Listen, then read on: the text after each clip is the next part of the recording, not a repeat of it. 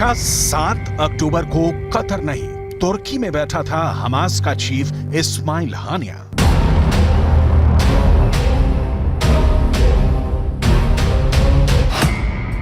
क्या 7 अक्टूबर को तुर्की में बैठकर इजरायल में खून खराबे का जश्न मना रहा था हानिया?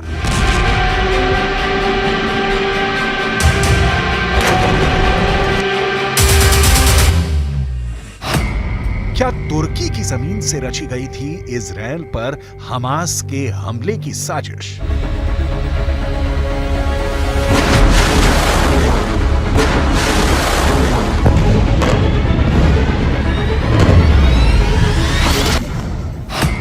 क्या तुर्की के राष्ट्रपति एर्दोगान ने सुनाया था हमास को इजरायल में कत्लेआम मचाने का फरमान?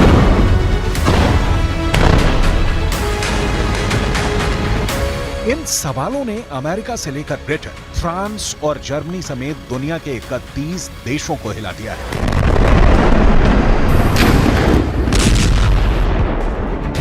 पूरे के पूरे नाटो में हड़कंप मच गया है। तुर्की ने एक बार फिर नाटो देशों का ब्लड प्रेशर बढ़ा दिया है। नाटो को तुर्की वो विभीषण बनता दिखाई दे रहा है जो उनके 74 साल पुराने सैन्य गठबंधन की कब्र खोद सकता है।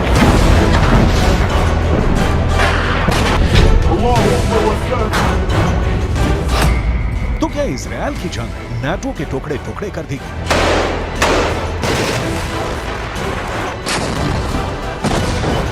जिस नाटो की बुनियाद करीब 2 साल से जारी यूक्रेन के युद्ध में नहीं हिली, उसके वजूद पर महज 2 महीने पहले शुरू हुई गाजा की लड़ाई ने तलवार लटका दी है और नाटो का सबसे बड़ा दुश्मन बनकर खड़ा हो गया है खुद नाटो का सदस्य तुर्की।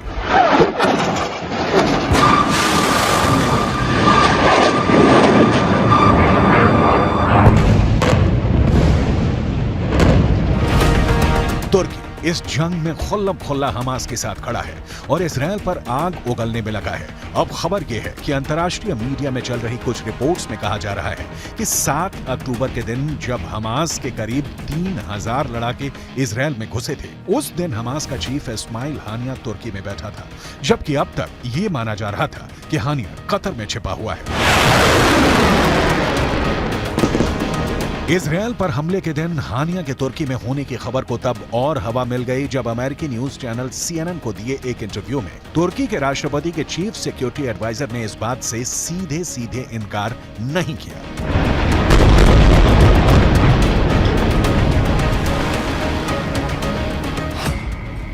उन्होंने इंटरव्यू में कहा कि वो नहीं जानते कि 7 अक्टूबर को हानिया कहां था। हो सकता है वो तुर्की में हो। मुद्दा ये नहीं है कि हमास के नेता किस वक्त कहां हैं। मुद्दा यह है कि हम इस जंग को कैसे रोकें।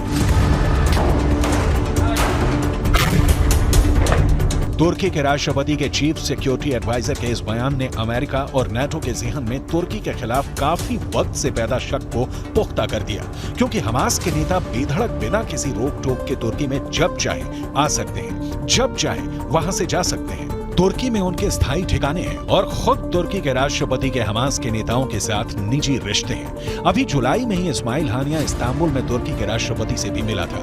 इसीलिए कुछ दिन पहले खबर आई थी कि इजरायल की खुफिया एजेंसी मोसाद और सुरक्षा एजेंसी शिन बेत हमास के नेताओं को मौत के घाट उतारने की प्लानिंग में है, फिर चाहे वो दुनिया के किसी भी कोने में क्यों न छिपे। इस पर तुर्की के राष्ट्रपति ने इजरायल को सीधी धमकी दे दी थी कि अगर तुर्की की जमीन पर हमास के नेताओं को एक खरोच भी आई तो इजरायल को एक बहुत बड़ी कीमत चुकानी पड़ेगी। तुर्की वैसे है तो नाटो का सदस्य, लेकिन नाटो के बाकी देशों से उसकी कुछ खास नहीं पड़ती है।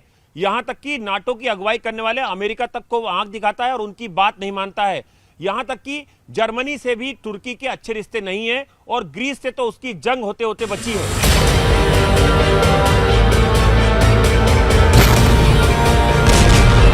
नाटो देश जो रास्ता पकड़ते हैं तुर्की उससे बिल्कुल उल्टी चाल चलता है। यूक्रेन के युद्ध में भी तुर्की ने यही किया। नाटो देशों ने रूस पर प्रतिबंध लगाए, मगर तुर्की ने रूस पर प्रतिबंध लगाना तो दूर, तुर्की के राष्ट्रपति ने पुतिन से रिश्ते भी नहीं तोड़े और रूस से गैस खरीदनी भी जारी रखी। अब गाजा की जंग में भी तुर्की का स्टैंड नाटो के स्टैंड से बिल्कुल अलग है।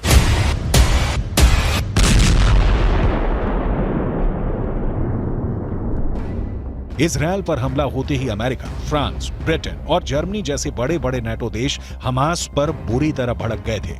बिना वक्त गंवाए उन्होंने इजरायल से हमदर्दी जताई और इस लड़ाई में उसके पीछे खड़े हो गए।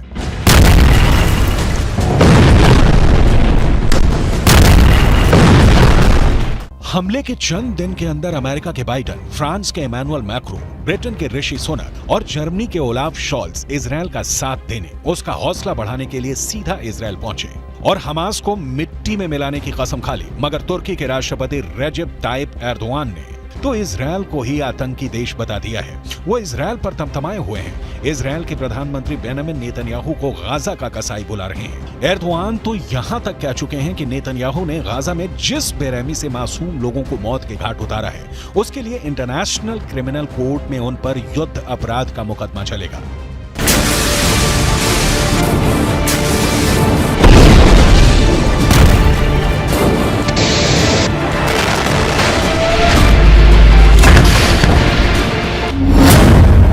तुर्की और इजरायल के कूटनीतिक रिश्तों में पहले से ही खटास थी और गाजा की जंग ने दोनों देशों के बीच की खाई को और गहरा कर दिया है।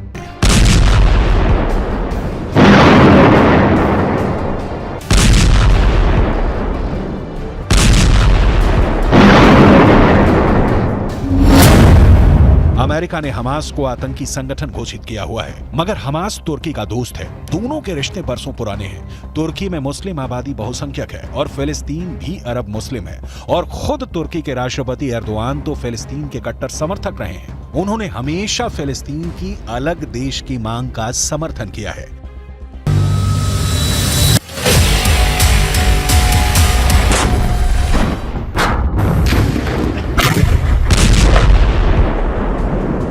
अमेरिका तो ये तक दावा करता है कि उसके पास सबूत हैं कि तुर्की फंड जुटाने में हमास की पूरी तरह मदद करता है।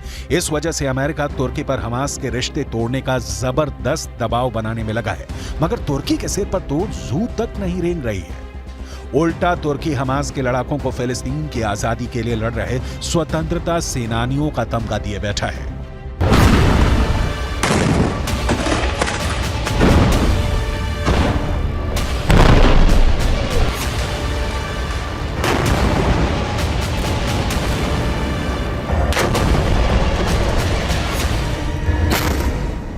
तुर्की कहता है कि वह हमास के नेताओं से इसलिए बातचीत करता है क्योंकि वह जंग रुकवाना चाहता है और शांति चाहता है।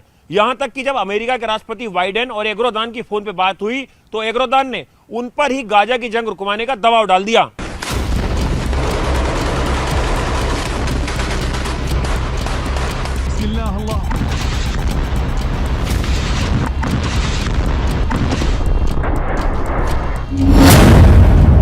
तुर्की के इन्हीं तेवरों ने अमेरिका और नाटो के सिर में दर्द किया हुआ है। इसलिए सवाल यह है कि फिर भी अमेरिका तुर्की के आगे बेबस क्यों है?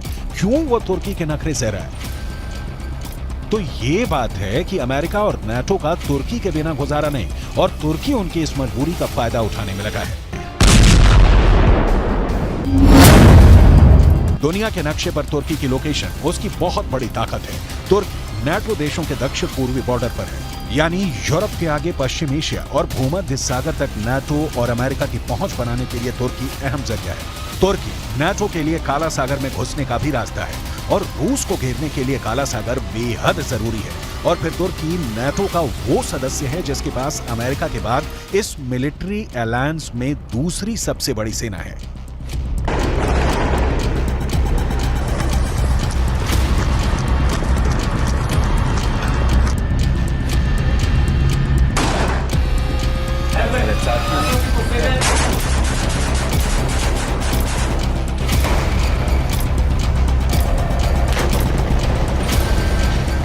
और तो तुर्की नाटो के लिए जमीन पर और समंदर में भी अड्डे मुहैया करा सकता है। ऐसे में नाटो और अमेरिका तुर्की जैसे देश को खोने का खतरा नहीं उठा सकते, क्योंकि उनके रूस और चीन जैसे सबसे बड़े दुश्मन तुर्की को अपने खेमे में लेने के लिए तैयार खड़े हैं।